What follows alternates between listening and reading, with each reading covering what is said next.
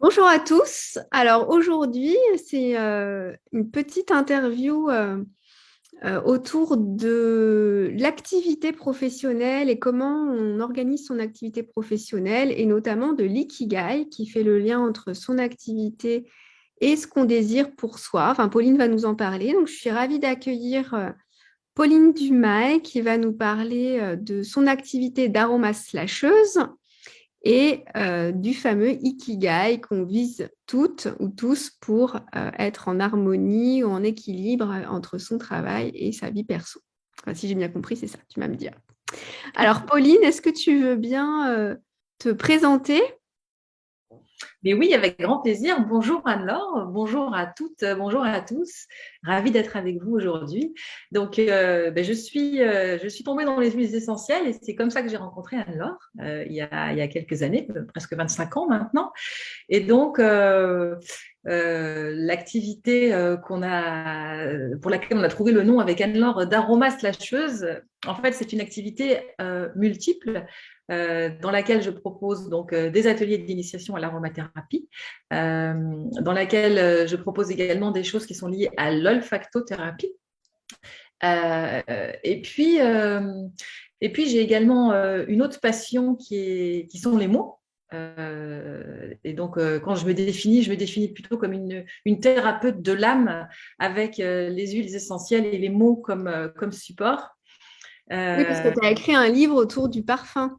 oui, j'ai écrit un roman initiatique qui s'appelle La vie est un parfum, respirez-la. Et effectivement, les parfums sont le fil d'Ariane du livre. D'ailleurs, on a créé les quatre parfums des quatre personnages principaux qui apparaissent, qui sont livrés avec le livre sur des marque-pages parfumés. Mais d'ailleurs, tu le sais, parce que tu les as Oui. sentis. Je me souviens. Oui. Donc voilà, donc il y a toutes ces passions. Et puis, en fait, je suis à mon compte depuis 2008. J'ai quitté le monde du salariat parce que c'était pas fait pour moi le salariat. Avec les huiles essentielles, j'ai appris à reprendre ma souveraineté sur ma santé. Et dans le monde du travail, eh bien, c'est la même chose. J'ai eu besoin d'acquérir ma souveraineté dans le monde du travail et donc de pouvoir, en étant à mon compte, choisir dans quelle direction j'allais, ce que je faisais, comment je le faisais et quand je le faisais. Et du coup, en étant à mon compte depuis 2008, eh ben, j'ai découvert des appétences dans le monde de l'entrepreneuriat pour certaines fonctions, moins d'appétence pour d'autres. Donc, celles pour lesquelles j'ai eu moins d'appétence, je les ai déléguées, notamment je pense à la comptabilité. Et celles pour lesquelles j'ai de l'appétence, ben, j'ai développé une compétence. Et notamment, j'ai beaucoup d'appétence pour tout ce qui touche à la communication. Et donc, effectivement, c'est lié aux mots, mais pas que. C'est-à-dire que les mots, c'est le contenant, mais j'ai aussi développé de l'appétence pour le contenu. Donc, petit à petit, j'ai développé ces compétences-là et je les ai mises au service des autres sur des projets vibrants d'un côté comme de l'autre en tant que communicante freelance. Et Donc, en donc, fait, aroma slasheuse, ça veut dire que tu as une activité, tu as plusieurs activités, dont exactement, l'aromathérapie. exactement. Voilà. Mm. Et Et puis, oui, et l'idée, c'est de faire converger ces activités. C'est-à-dire que l'aspect écriture et l'aspect olfactif, par exemple, je l'ai fait converger dans l'écriture de ce roman olfactif. donc ça, c'est comment tu définis ce que tu as envie de développer. Donc là, tu parlais d'appétence. Donc ça, c'est des choses, voilà, on sait qu'on n'aime pas faire. Donc en général, on ne le fait pas du tout. Toi, tu as délégué. Est-ce qu'il y a d'autres choses comme ça? Enfin, comment on peut définir ce qu'on veut faire, ce qu'on ne veut pas faire, comment se concentrer sur certaines activités et pas d'autres, comment pas partir dans tous les sens?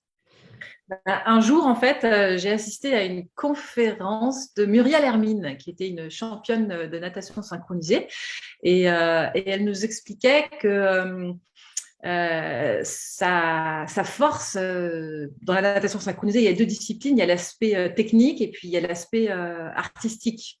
Et elle nous expliquait que sa force, son talent, c'était sur l'aspect artistique et que en fait, tant qu'elle a travaillé sur cet aspect artistique, elle a gagné des médailles, elle a fait partie des meilleures. Et puis, une année, elle a décidé de travailler sur ses points faibles, qui étaient donc l'aspect technique.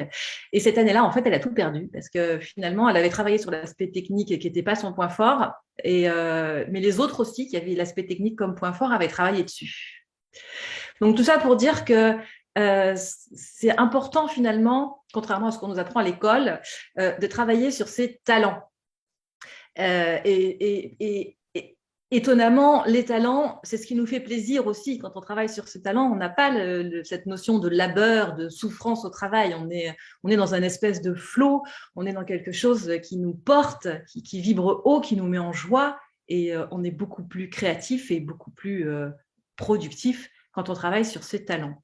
Donc, la première chose, effectivement, c'est d'identifier ses talents. Et c'est là qu'on arrive au fameux ikigai.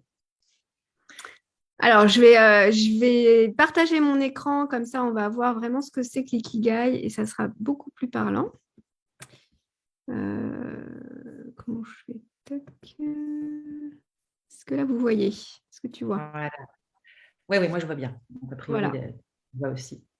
Donc, en fait, l'ikigai, c'est une philosophie qui nous vient du Japon, notamment de l'île d'Okinawa, où la longévité en termes de durée de vie est impressionnante, en tout cas bien plus élevée qu'au niveau de la moyenne qu'ailleurs. Et donc, ça prend en compte ce petit schéma qu'on va expliquer, mais ça prend aussi en compte d'autres éléments, comme notamment l'hygiène de vie, avec une alimentation saine, avec beaucoup de fruits et légumes, pas de viande, peu de produits laitiers et pas de gluten. Et ça prend également en compte de l'exercice physique tous les jours et le fait d'aller dehors tous les jours. Quand je dis de l'exercice physique, ce n'est pas forcément du sport, mais voilà, dans cette communauté-là, ils font de l'exercice, ne serait-ce que du jardinage, tous les jours. Et puis le troisième volet, qui est important, surtout par rapport à tout ce qu'on traverse avec cette crise du Covid, c'est le lien social. C'est-à-dire que ce sont des communautés physiquement proches et que le lien social participe à la philosophie Ikigai et participe et a été prouvé scientifiquement comme un facteur de longévité. Et en ce qui concerne, et c'est vrai qu'aujourd'hui, alors on a des liens sociaux. Là, ce qu'on fait aujourd'hui, c'est fantastique, quoi. Toi, tu es en Corse, moi, je suis en Île-de-France. On arrive à faire une conférence en ligne à distance. C'est fantastique aussi cet outil quand on a une réunion qui va durer 1 heure et qu'on a 1 heure ou 2 heures de transport pour y aller, parce que ça permet quand même de gagner un temps fou. Mais justement, à côté de ça, je pense que plus que jamais, on a besoin de se retrouver, de se rencontrer physiquement par ailleurs, pas forcément sur Oui. Ouais. Et quel est le rapport du coup avec le schéma, la passion, mission, profession, vocation? Alors, j'y viens. Oui, j'y viens. Mais en fait, ça, c'était le 4e volet de la philosophie Ikigai. Mais le volet dont on va effectivement parler le plus aujourd'hui, c'est ce schéma-là, puisque c'est la partie professionnelle. Donc, il y a l'aspect d'hygiène de vie, en fait avec le contact avec la nature, d'être dehors, bien manger et avoir une vie sociale physique, on va dire, réelle et quotidienne. Voilà, et agréable. Voilà, je voulais juste planter le décor global de la philosophie Ikigai, quoi, parce que sinon, c'est un peu réducteur. Et donc là, en fait, sur l'aspect professionnel, vous voyez, c'est 4 cercles. Donc, le premier, c'est ce que vous aimez, donc ce qui est lié à la passion. Le deuxième, c'est ce dans quoi vous êtes bon, donc ce qui est lié à vos talents, ce dont je parlais tout à l'heure, sachant qu'en général, talent et passion sont étroitement liés. Parce que quand à l'étage supérieur, il vous donne un talent, c'est pas pour rien. Et ce talent, en général, si vous l'avez, vous avez du plaisir à l'utiliser. Ensuite, ce pourquoi vous pouvez être payé, parce qu'on vit dans un monde où sans argent, c'est compliqué. Et ensuite, l'aspect plus global qui va sortir de votre personne et qui va s'ouvrir vers le monde, c'est ce dont le monde a besoin, ce que vous pouvez apporter au monde. Et l'idée, c'est d'arriver à resserrer ces 4 cercles de manière à les faire fusionner, à n'avoir plus qu'un seul cercle où toutes ces dimensions-là sont ensemble, fonctionnent ensemble. Oui, parce qu'en fait, ça peut être assez proche entre vocation, passion, mission. Ouais.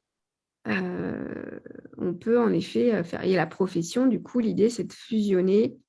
Et ce qu'on appelle l'ikigai, c'est quand tu arrives vraiment à tout relier dans une activité professionnelle, c'est ça? Ou c'est Ouais. vaste que ça? En tout cas, dans notre monde à nous, occidental, oui, moi, c'est comme ça que je le vois quand je dis je travaille à rapprocher mon ikigai, à faire converger mon ikigai. C'est comme ça que je le vois, effectivement. C'est comment dans mon activité professionnelle, dans ceux qui génèrent du revenu financier au quotidien dans ma vie, je peux arriver à exprimer mes talents à travers ma passion en apportant quelque chose au monde.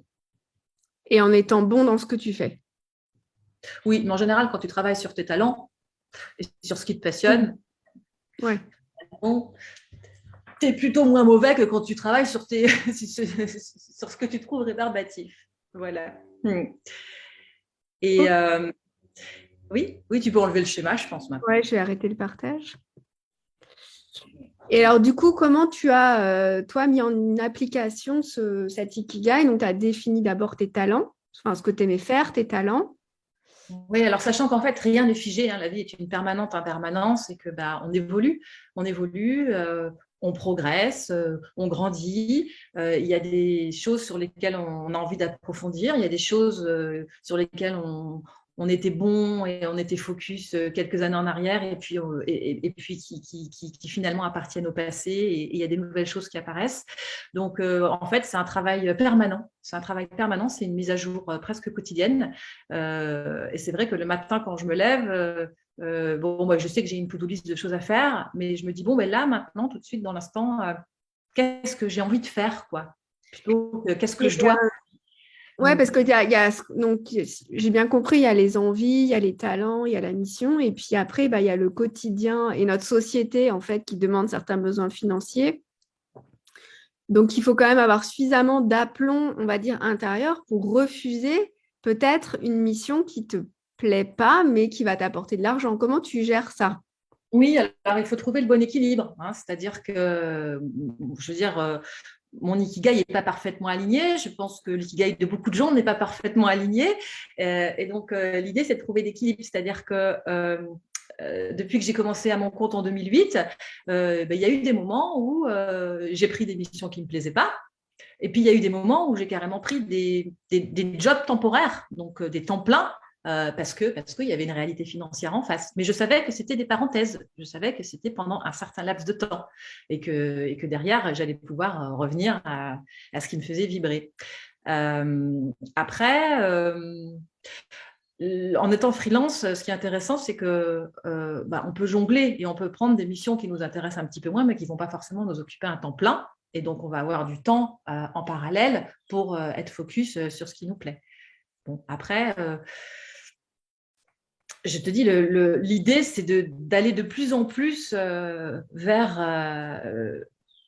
la fusion des cercles qui va faire que de plus en plus, tout ce qu'on va faire dans sa vie professionnelle va être quelque chose qui nous passionne, qui a une raison d'être et qui a quelque chose à apporter au monde et qui fait appel à nos talents, quoi. Mais c'est pas forcément évident. La partie immergée de l'iceberg cache la partie émergée pardon de l'iceberg cache une grosse partie qui est dessous avec beaucoup de travail sur soi. Et en fait, l'ikigai, quand on le voit comme ça, c'est quelque chose de. Et quand c'est exprimé avec les mots qu'on vient d'utiliser, c'est assez mental. Mais au final, c'est quelque chose qui est plus dans l'énergie, qui est plus vibratoire et qui demande d'aller chercher son essence profonde. Et c'est pour ça que je parlais tout à l'heure de permanente impermanence, parce que c'est un peu l'idée de l'oignon qu'on pèle. On n'a jamais fini d'aller au cœur de soi. Et comment tu fais pour t'organiser, du coup, parce qu'il y a des choses à faire dans une activité professionnelle où on n'est pas forcément bon, où on n'a pas forcément le budget pour déléguer. Je pense par exemple à un site internet ou de la communication sur les réseaux sociaux, où au départ, on est quand même un peu au four et au moulin à devoir tout faire. Donc, comment tu gères voilà, entre la to-do list dont tu parlais tout à l'heure, les trucs qu'il faut faire et voilà, ce pourquoi on est bon ou les appétences qui ne sont pas toujours là. Bah, alors pour ce qui est du site internet et de la communication, ça c'est mon dada, comme je disais tout à l'heure. Donc là, ça c'est moi qui m'en occupe. Mais en revanche, il y a des moments où j'ai envie de m'en occuper. Vous savez, il y a des moments où j'ai moins envie de m'en occuper. Donc j'essaye de m'écouter. J'essaye de m'écouter. Et ces moments-là, alors ça peut être des périodes, mais ça peut être aussi des moments de la journée.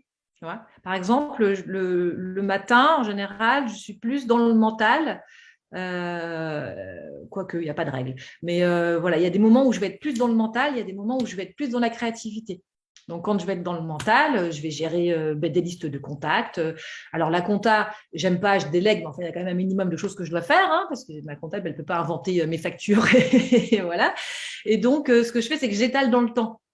Plutôt que de me retrouver avec une semaine exclusive de compta en mode ah là là, il faut faire le bilan, c'est urgent, et ben j'en fais un petit peu tous les jours, quelques mois avant d'avoir à rendre tous mes documents. C'est moins douloureux. Donc, tu distilles les choses que tu n'aimes pas. Voilà. Je distille les choses que j'aime pas, alors que les choses que j'aime en général, quand je suis dessus, je vois pas le temps passer, quoi. Je peux y passer 4 heures, 6 heures, une nuit entière, une journée entière. Je peux ne pas manger, voilà. Et comment tu planifies du coup donc ces phases de créativité qui vont pas forcément peut-être rapporter de sous? Je suis un peu concrète, hein, je rapporte tout Non, un mais peu c'est très bien. d'argent. Mais en même temps, je sais que c'est un vrai souci des fois quand on se lance et qu'on lâche une certaine sécurité financière.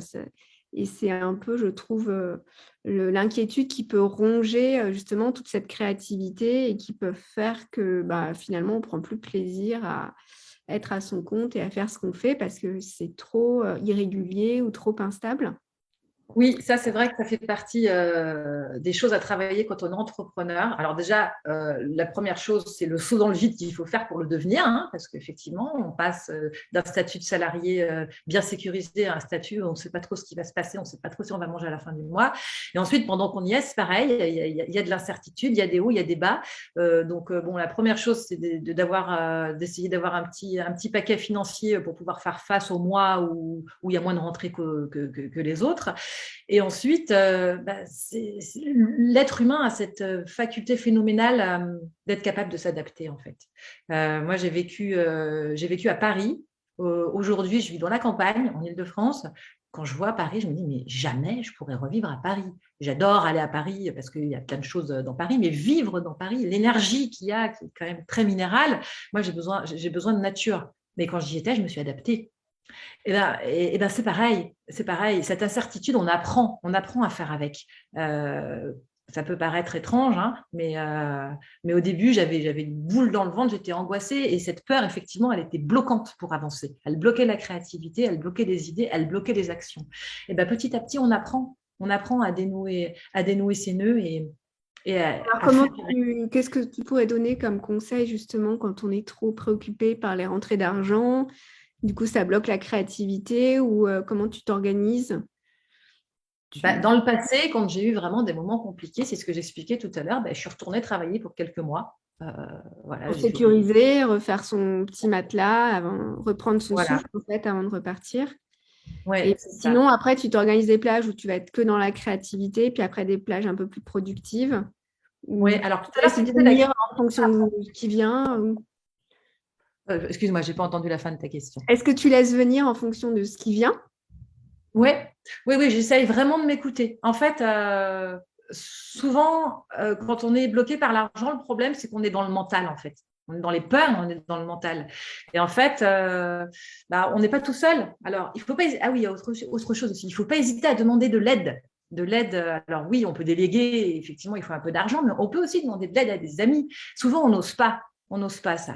Et oui, il y a des gens qui sont peut-être un petit peu plus avancés que vous sur le parcours de l'entrepreneuriat ou sur les compétences que vous êtes en train de développer et qui sont des pairs et qui peuvent vous tendre la main, qui peuvent vous donner un coup de main, qui peuvent vous offrir 2 heures pour vous expliquer comment ça fonctionne, voilà, et qui peuvent vous donner des clés que vous auriez peut-être mis 8 heures ou 2 jours à trouver, alors qu'eux, en 2 heures, ils vont vous aider. Et de toute façon, il y a une loi universelle qui dit que quand quand on donne, on reçoit, mais pas forcément à la même personne. Donc, voilà, c'est une histoire de flux, c'est une histoire d'échange.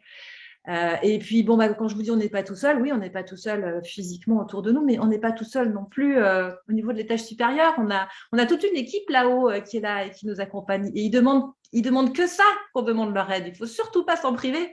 Et quand on demande leur aide, on est dans une espèce de connexion, presque dans un état modifié de conscience, enfin, ou carrément dans un état modifié de conscience. Mais je veux dire, moi, ça m'arrive de demander leur aide en étant sur mon ordinateur en train de travailler. Et c'est marrant, je les sens, je les ressens, je les vois sourire et s'amuser.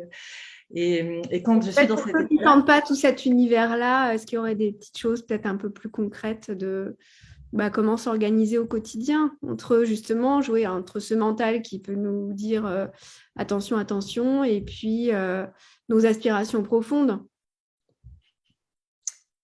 Le mental qui dit attention, attention, c'est la peur. Et j'ai envie de dire, pour diluer la peur, il y a une solution qui est imparable, c'est de se connecter au présent.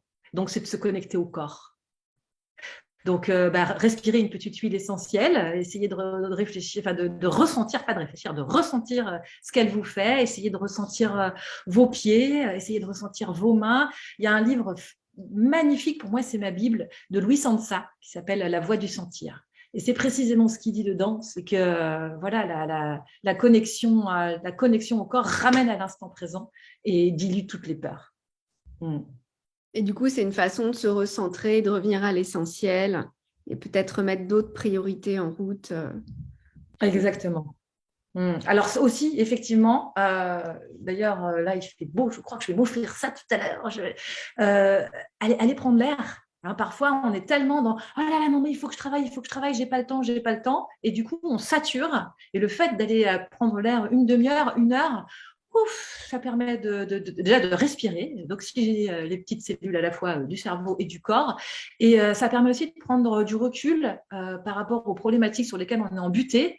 Et souvent, on revient et on a une nouvelle fluidité et on a des idées qui ont émergé ou qui émergent parce qu'on s'est octroyé cette pause. Prendre une pause, c'est pas du temps gâché, au contraire. Donc, prendre une pause. Donc, si je récapitule, au départ, on fait un petit état des lieux sur donc, les talents, les choses qui nous passionnent, les choses dans lesquelles on est bon, comment on peut transformer ça en offre de services et en fonction de ce que le monde a besoin aussi. Je vais juste ouvrir à mon chat parce que j'ai des réclamations. Il est en train de toquer à la porte. Non, je vais pour 2 secondes. Hop. Donc, on remet tout ça en lien avec la façon dont on propose ça en fait au monde en fonction de ce que le monde a besoin. Donc, moi, c'est ce que j'appelle un peu l'offre en fait de ce qu'on propose pour le monétiser, pour que ça fasse des rentrées d'argent en tant qu'entrepreneur indépendant. Et puis après, il faut faire avec le quotidien, des fois où on est en manque, où il y a les peurs qui viennent, où on peut être en manque d'inspiration, où ça bloque. Et là, du coup, on se recale sur plutôt ce qu'on le ressent. Donc, bien sûr, nous, on a les huiles essentielles, donc c'est vraiment la voie royale de prendre un petit flacon et de respirer pour ressentir de nouveau son corps, sa respiration, revenir à soi et ensuite remettre les priorités en route en fait. Oui. Remettre les priorités et prendre un temps pour respirer. En fait, l'ikigai, c'est aussi trouver en soi la capacité de se détacher des attentes du monde extérieur. Parce qu'on nous en a inculqué des attentes, que ce soit nos parents, que ce soit l'école, notre éducation, etc. Donc, il y a plein de choses qui nous font croire qu'il faut qu'on fasse ça comme ça. Voilà. Et du coup, je crois que la plus grande peur que beaucoup d'entre nous ont, et moi la première, c'est d'être soi-même. C'est d'être soi-même parce que quelque part, en allant chercher et en montrant qui on est, on a cette crainte de montrer ses vulnérabilités et on a cette crainte d'être rejeté. Et Et alors qu'au final, quand on a un masque et qu'on ne montre pas qui on est, eh ben, on attire à soi des gens qui ne sont pas en résonance forcément avec qui on est. Ils sont en résonance avec le masque qu'on montre. Et à partir du moment où on arrive à assumer qui on est dans une gratitude et un amour de soi, eh bien, on attire à soi des gens qui vibrent sur les mêmes fréquences que soi. Et c'est tout de suite beaucoup plus fluide et beaucoup plus facile. Mais c'est un long chemin. Et donc ça, après, tu le transmets via de la communication, une communication particulière. Oui, c'est ça, dans la manière de communiquer, à partir du moment où on est bien aligné, enfin, en tout cas, oui, pour ma part, les mots et la manière de faire viennent. Et c'est vrai que tout à l'heure, tu disais, quand on est dans la créativité, on n'est pas forcément dans quelque chose qui va rapporter de l'argent. Bah si, parce que par rapport précisément à ce que je viens de dire, quand on est dans la créativité, qu'on est bien aligné avec qui on est, c'est quelque chose qui, une fois exposé au monde, va pouvoir établir les bonnes connexions en termes de fréquences vibratoires entre les gens entre guillemets de la même famille, quoi. Ok, et qu'est-ce qu'on pourrait conseiller d'autre? Alors, est-ce que tu as des exemples par rapport à toi, ce que tu as traversé, vécu? Donc, tu nous as dit que il y a eu des phases où tu avais dû carrément stopper et puis refaire, enfin remettre le focus plutôt sur les finances en fait avec un job. Et après, j'imagine que quand tu as écrit ton livre, bah, tu étais plus justement dans cette créativité. Complètement. Et peut-être en même temps, tu faisais d'autres choses. Comment tu t'organisais en fait? Ah oui, oui, quand j'ai écrit mon livre, je n'ai pas beaucoup dormi. J'ai beaucoup travaillé la nuit et le jour, je travaillais ou je faisais autre chose pour générer des revenus financiers. Donc, mon livre a été très long à écrire, justement, précisément pour ça. Et puis aussi parce que quand j'ai commencé à l'écrire, je n'avais pas conscience que j'étais en train d'écrire un roman. Ça s'est fait en plusieurs étapes, petit à petit. Donc, au final, au global, j'ai mis 10 ans à l'écrire. Mais sachant que sur les 3 dernières années, les deux dernières années avant qu'il soit publié, il y a eu vraiment un coup d'accélérateur. Et effectivement, comme je te disais, il y a eu beaucoup de nuits passées à écrire. Maintenant, Et si on ne veut pas passer des nuits blanches, qu'on veut juste essayer de tout mener, mais dans 2 jours. ouais, alors, je crois qu'il faut faire des essais et des erreurs. Il faut accepter, il faut accepter l'échec, non pas comme un échec, mais comme une opportunité d'apprentissage. Et je crois que ça, déjà, ça change beaucoup de choses. Parce que ça change le regard qu'on porte sur soi-même. Quand on est face à un échec et qu'on est dévasté, on est dans la perte totale de la confiance en soi, de l'image qu'on a de soi-même. Alors qu'un échec, un échec nous montre ce qui ne marche pas et nous donne la formidable opportunité de capitaliser, d'utiliser cette expérience pour pouvoir construire autre chose d'une autre manière. Donc, ouais, je crois qu'il y a la vision qu'on porte sur les choses. Et puis après, il y a cette foi. Il y a une espèce de foi, et croyance, confiance en soi, croyance en Confiance tout l'état, court. confiance tout court. Voilà, c'est ça. C'est cette espèce de confiance qu'il faut travailler. Et une fois de plus, les moments où elle est le plus puissante et le plus joyeuse, c'est quand on est connecté au corps, quoi. C'est quand on est dans l'instant. D'accord, donc en fait, en fait, l'idée, c'est de voir aussi, d'aborder tout ce chemin d'entrepreneur à son compte, où les échecs sont pas vécus comme des échecs, mais plutôt des remises en question pour tirer le positif, en fait, et voir, Et l'apprentissage. ouais, voilà, revoir sa copie et voir comment on peut aborder les choses différemment. Et c'est là où tu dis, bah, finalement, c'est une totale remise, enfin, c'est une remise en question constante. Donc, c'est assez sportif, en fait, hein. Ah, bah oui, oui, non, c'est Mais sûr. ça, c'est un long fleuve tranquille.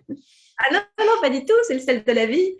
Mais c'est vrai que Et comment tu fais pour parfois, cultiver la confiance? ben ça, c'est encore un travail intérieur. Ça, j'ai mis beaucoup de temps, puis j'ai pas fini, hein. Il y a encore des moments de doute.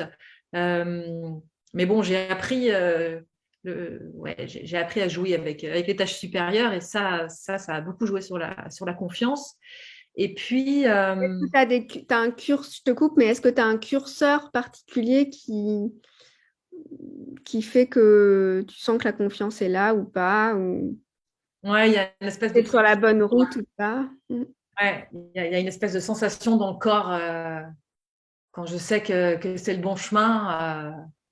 Effectivement, il n'y a rien qui peut m'arrêter. Et en fait, il y a aussi le rapport à l'argent à travailler parce que ça fait partie de la confiance, mais pas que. C'est-à-dire que quand je fais une demande là-haut, je ne demande pas forcément, ça m'arrive de demander une somme d'argent précise quand j'en ai besoin, mais je demande surtout ce pourquoi j'ai besoin de cet argent, en fait. J'utilise l'argent. L'argent est un flux, l'argent est un moyen. Et donc, je demande le résultat direct plutôt que le moyen pour arriver au résultat. Et parfois eh bien, le résultat arrive d'une manière détournée. Ça peut être une forme de troc, ça peut être quelqu'un qui est mis sur mon chemin. Voilà, pas toujours, hein, pas toujours, mais bon, ça c'est une première chose. Et d'autre part, eh bien,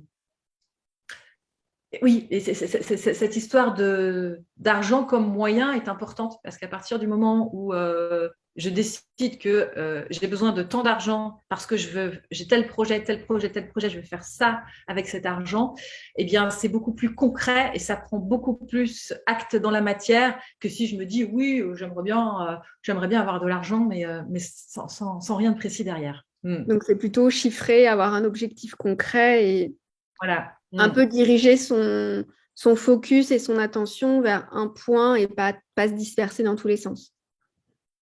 Mm. Non, c'est pas comme ça que tu le vois? Bah, c'est-à-dire que oui, effectivement, quand il y a quelque chose qui vibre, automatiquement, ça fait focus, en fait. Quand ça vibre, c'est vrai, c'est automatique. Mais c'est pas le mental qui me dit il faut que je fasse focus, il faut pas que je me disperse, en fait. C'est la vibration qui automatiquement me met focus. Ok. Mm.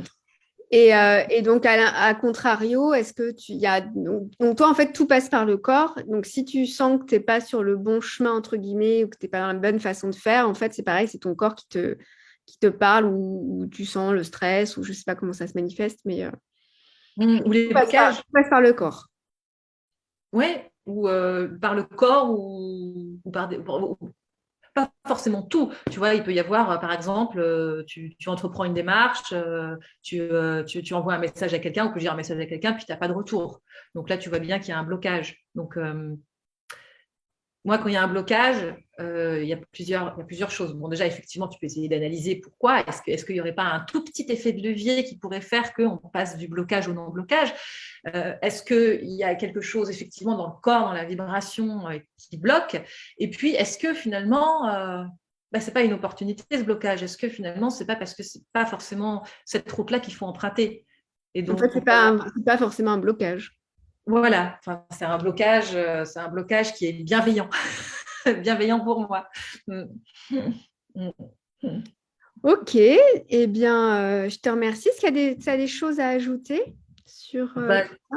non, pas spécialement. Donc, en Euh, fait, le conseil pour les gens qui nous regardent, qui voudraient se lancer dans l'aromathérapie, qui ont peut-être des peurs par rapport à est-ce que je vais en vivre ou comment je vais m'organiser avec ma famille, avec mes besoins financiers, euh, qu'est-ce qu'on pourrait leur dire au final comme conseil ultime, mis à part confiance et écoutez-vous? écoutez-vous, écoutez votre corps. Si ça vibre, allez-y. Osez, quoi. Osez parce que hmm, il y a une citation de Saint-Augustin, mais je leur dirais avance sur ta route, car elle n'existe que par ta marche. C'est pas de moi, c'est de Saint-Augustin. Mais ouais, c'est trop dommage de passer à côté de sa vie parce qu'on a peur de ne pas correspondre aux attentes des autres, quoi. Allez chercher le diamant, le joyau que vous avez à l'intérieur de vous et faites-le briller. On est là pour ça. Bien, bah, ça me paraît un très joli mot de la fin. Est-ce que tu veux rajouter autre chose? Donc, si il y a des personnes qui veulent faire appel à toi pour justement déléguer de la communication sur les réseaux sociaux ou les aider à se lancer en termes de communication, comment ils peuvent te contacter? Alors, aujourd'hui, j'ai 3 sites internet, mais qui ne sont pas forcément axés sur la com, mais bon, via les 3 sites internet, ils vont pouvoir, notamment sur Alors, donne-nous un. ouais, aromathérapie, du 6, le tiret normal, conseil au singulier.com. Voilà, là-dessus, ils pourront me contacter. S'ils ont envie de découvrir l'olfactothérapie ou l'aromathérapie, non pas en formation comme toi tu fais, mais plus comme une première découverte, j'organise un week-end, le week-end de Pâques. On organise un week-end magie vibratoire, essence et son, avec une amie qui est sonothérapeute, qui travaille avec des bols tibétains, avec des instruments vibrants. Donc voilà, ça peut être une immersion sympa pour faire le test et puis derrière pour venir vers Anne-Laure et se professionnaliser. Ou pas. En tout cas, ben, merci beaucoup, Pauline, pour ton retour sur ce chemin de vie qu'est l'ikigai et qui est finalement d'être à son compte. Et puis, ben, je vous dis à tous et à toutes à bientôt et une bonne fin de journée. Merci beaucoup Anne-Laure. Très très belle journée à vous toutes, à vous tous et à bientôt. Bye bye. Bye bye.